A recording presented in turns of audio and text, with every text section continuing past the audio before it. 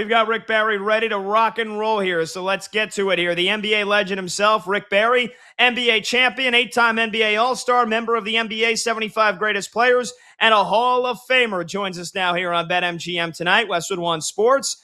Rick, it's Pat Boyle and Brad Evans. Thanks so much for joining us, man. How you doing? Well, if I was doing any better, I'd be making a comeback in the NBA. Yeah. Well, that's good to hear. That's good to hear. Rick, the Knicks had one of the more unforgettable comeback wins in NBA playoff history on Tuesday in Game 1, erasing a 22-point deficit with under 8 minutes to go. How the Cleveland Cavaliers respond tonight and come out of the gate is going to be very telling. I'm sure you've been on both the receiving end and the giving end of some wild comebacks, Rick. So how does that psychologically affect the team? Like, are you expecting a different Cavs team tonight because of what happened in Game 1? I would hope not. I mean, you can't change what's happened. The past is the past, right? You try to learn from it, and you try to never let something like that happen again. So that's what life is about. Life's a series of experiences, and you're going to fail sometimes in life. Nobody's perfect, and you learn from those experiences. So that should make them a better team, but if they allow that to impact them and they think about it, they have to forget it. I mean, it was a gift. They gave away a game that they should have won. I know the coach has got to be cringing right now, that the fact that he didn't do what he should have done to help the team win. And he's received a lot of actually criticism that I think is justified. I mean, what he did was inexcusable. I mean, you have to. I mean, yeah, everybody likes to have timeouts for late. But you got to call at least one. You have 2 timeouts left. You got to call one. You got to try to stop that momentum somehow, some way. To not call a timeout at all just made absolutely no sense at all. And he's been criticized for it justifiably. And that, not only that, but just to come up with call a timeout and come up with a philosophy in that situation. Okay, nobody shoots the ball unless there's 5 seconds or less on the clock. So you use the clock as an ally. You stop just jacking up threes. Again, no fast shots. Go inside to Mobley. Mobley's tough to guard. He's got a good righty, got a little lefty stuff in there. Get some fouls, go to the free throw line, put a few points on the board. There's just so many things they could have done to help themselves and prevent themselves from blowing a lead like that. And it's like nothing was done. It was kind of difficult to watch.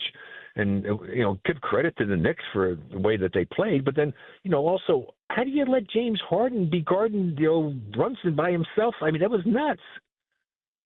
It was crazy to watch. Yeah, rather dumbfounded to say the least. We'll see what adjustments are made tonight, Rick. Rick, let's go out west. Oklahoma City stepped up last night to exact revenge on San Antonio after Game 1, 9 in the series up at a game apiece. Pat and I were on the Thunder in 7 prior to the series action getting underway. What was your belief before the two clash initially at OKC, and has your series evaluation changed, and what do you expect in Game 3? Well, I like both teams. Obviously, the defending champions have to be beaten. They're the ones that you have to beat to get to beat the champions, and they played well all season long. But I've liked what I've seen with the Spurs. They have a lot of young people. It really cost them, and they got away with it in the first game with all the crazy turnovers they have. But they did it again. They did it again in the second game. They had too many turnovers. They got to stop turning the damn ball over. They're not going to win. Especially, even at home, you're going to lose if you turn the ball over that much and give up that many points off of turnovers. So if they can control that, I like them a lot. They don't really have anything for Wemby. If the officials would ever start calling it, what they allowed to happen in that game against Wemby in both of those games was ludicrous. If the players if the guys that were guarding him, they went with a small guard the first time and doing it with what's his face, draw a blank on his name, the little shooter, Caruso. Caruso. Yeah, Caruso. Yeah, and he had a hell of a game. I mean, 8 3-pointers. He was out of his freaking mind. But if they what they let him get away with, if he did that on the street, he would have gotten arrested. And they had many replays on there where you could see him. He hooked him, he grabbed him, he held him. No whistles.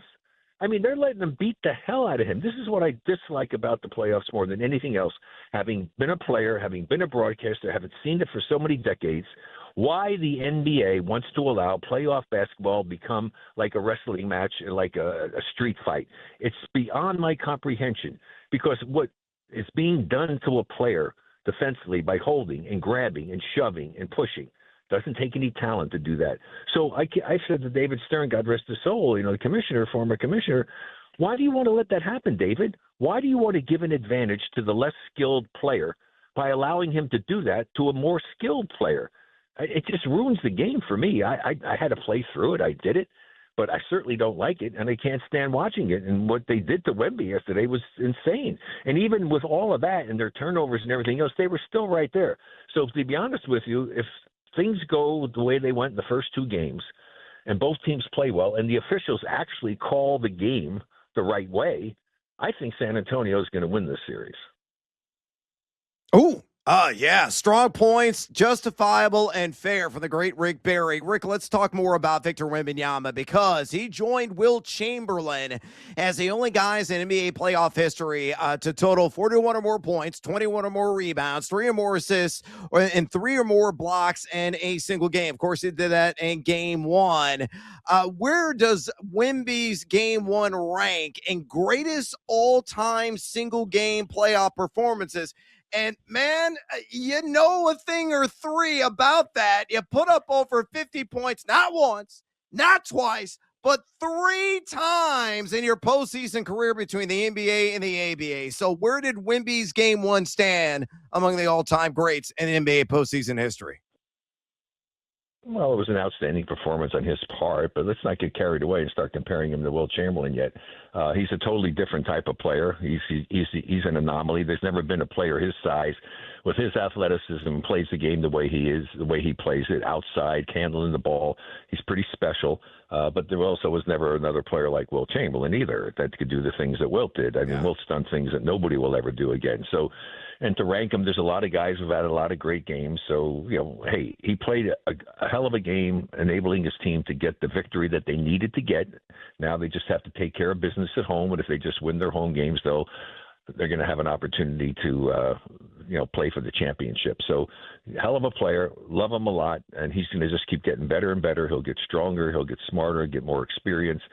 But it's so hard to have to guard him. And, I kept listening to Reggie and the announcers on TV, Crawford, Crawford talking about, hey, when you go in there and you see Wemby, you got to think twice about trying to shoot over him. And so my thing is that don't leave anybody. But what's happening, guys driving in there, and the next thing you know, they have wide open guys. This I can't figure out. Okay, basketball is not a complicated game. Why in the world are you allowing teams to get wide open three-point looks, especially on guys who are pretty good shooters, when you know statistically proven that the team that outscores the other team from three-point range wins usually 80% of the time? So why would you leave people to go and even think about trying to help, especially for the Spurs? If you got Wemby in there and a guy beats you to go to the basket, you got to go and cover stuff. Don't leave anybody from outside. Don't give them good looks from three-point range. And minimize the number of three-point shots the opposition gets, and you have a much better chance of winning. I'm shocked at the way defense is being played by a lot of these teams throughout the regular season and even in the playoffs. Yeah. Talking to the NBA legend Rick Barry here on BetMGM tonight. Westwood One Sports. He's Brad Evans. I'm Pat Boyle. Rick, NBA champion, 8-time NBA All-Star, member of the NBA 75 Greatest Players, and a Hall of Famer. Rick, injuries are starting to mount already in that Spurs-Thunder series. De'Aaron Fox hasn't played yet in the first 2 games for the Spurs. He's already a game-time decision for Game 3. Dylan Harper, the 20-year-old rookie from Rutgers, injured his hamstring last game, went for an MRI today. And the Thunder's second-best player, J-Dub, Jalen Williams, re-aggravated his hamstring and is now being considered game-to-game. So which team out of these two, they're both pretty young, they both have decent benches, which team do you think would be better equipped to handle being shorthanded in this series if injuries continue to play an impact? Well, probably Oklahoma City because they're really deep and they have the more experience, and the young people for San Antonio have been surprised. It's very rare that you see a team have rookies be an integral part of a team's success. It's unusual for us when we won and set back way back in 75. We had Jamal Wilkes, who was the rookie of the year, who was Keith Wilkes at the time, and then also Phil Smith, who wound up becoming an all-star player during his career. But to have two rookies be able to contribute like that is very, very rare. And so San Antonio, I think, will be hurt by losing him if he's not going to be able to play. And then, of course, Fox, who's got experience, who I've always liked as a player, I mean, that's a big factor for them. The fact that they won the one game without him, that's a big plus. So if he comes back and is healthy enough to play, then it might just be that it wouldn't necessarily give the advantage to OKC, because he comes back, he has another dimension that he adds to it with a little bit more experience, and he's not going to turn the ball over 10 or 11 times like Castle did. I mean, so, yeah, it's just a situation where injuries are always a part of it. I was a little worried when Wemby went down with his wrist that he had done something to his wrist. Fortunately, he didn't. But you hate to see a star player get hurt or any player get hurt, because it changes the dynamic. And it's just a matter then of who's able to step up on your team to overcome the loss of one of your important players. Yeah, no doubt about it. Rick, let's zoom out wide. Just curious to get your thoughts on this. There's much discussion about load management and teams tanking in the NBA regular season. The 82-game NBA season began early in your playing career in 1967. What are your thoughts on the regular season's length? Is it just right? And any ideas on how the association can combat tanking? Well, it's kind of embarrassing to do that, but you are trying to win. You're trying to put a good team together. You're trying to get the best players you can get. The way that could have been eliminated, it'll never happen now, is that decades and decades ago, and all professional sports made the biggest mistake, is that in the team sport, on a professional level, every player should have money on the line for every game that they play. Giving out guaranteed contracts, regardless of how you play, you're going to get paid whether you win or lose, that's not professional sports. It should be like, you don't play well in tennis, you don't play well in other sports where golf, you're not going to win money. I mean, but in basketball, you're going to get paid regardless. So if every player had money on the line, and that's the contract should be all changed over, but I don't think they'll ever be able to do that now with the power that the Players Association have. But just think about it. You take the two worst teams in the league playing the last game of the season. Do you think that any player is not going to go out there and bust his hump to play if he's got money on the line if they don't win?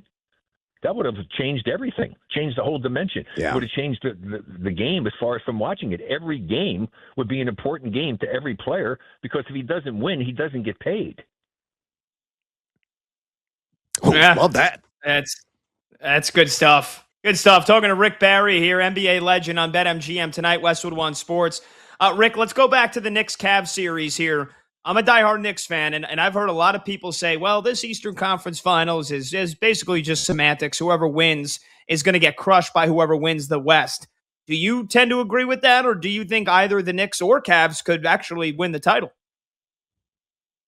Anybody can win. Anything can happen in sports. That's why you play the games.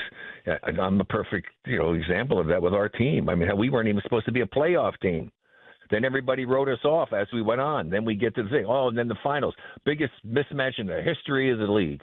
Going to be a sweep. Well, they got the sweep part right. They just got the wrong freaking team. So anything can happen in sports. And so don't count anybody out. Whoever gets to the finals, yes, you would have to look at it on paper and looking the way the both teams played, that the winner coming out of the West would have an advantage, and probably, if you guys with the betting and stuff, that they're going to be the favorite team to win without question. Does that mean they're going to win? Not necessarily. You still have to go out and you still have to play the games. Who in the right mind would ever have thought that the Knicks would be down 22 points with 7-something minutes to go and lose and come back and win a game 22 points down? I mean, seriously, I heard a great stat came up the other day. In the regular season this year, there were either somewhere between 500 or 600. I forget which one it was, but it's still a big number. Number of times that any team in the league had a 20-point lead in the fourth quarter. Only one time did that team lose the game. And here it happened in the playoffs. That's how incredible that victory was for the Knicks. So that just shows you the crazy stuff that can happen. So never count anybody out. I'm impressed with Brunson. He's one of the rare players who has usually improved his performance come playoff time, because that's hard to do because of the physicality of the game when they let these players grab and shove and hold and push and got their hands on people doing stuff which you can't do in the regular season. You have to elevate your game in the playoffs. You really do. But the majority of players in the history of the league, and I've looked this up, rare. It's rare. And most players don't actually have a higher shooting percentage and play better and score more points come playoff time as they do in the regular season. And Brunson's done a great job of elevating his game. Great stuff. Great stuff. Rick, finally, you're a legend of the game, and we're seeing another legend of the game, one of the greatest of all time, enter the final year or so of his career in LeBron James. Stay with the Lakers? Seek somewhere else? Possibly hang him up? What do you think is the best course of action for LeBron this offseason? Well, it's whatever he thinks it is. I mean, who knows what he's going to do? See, you guys, all this speculation about stuff, I don't waste my time with that. If it happens and he moves, then we can talk about it. What kind of sense does it make?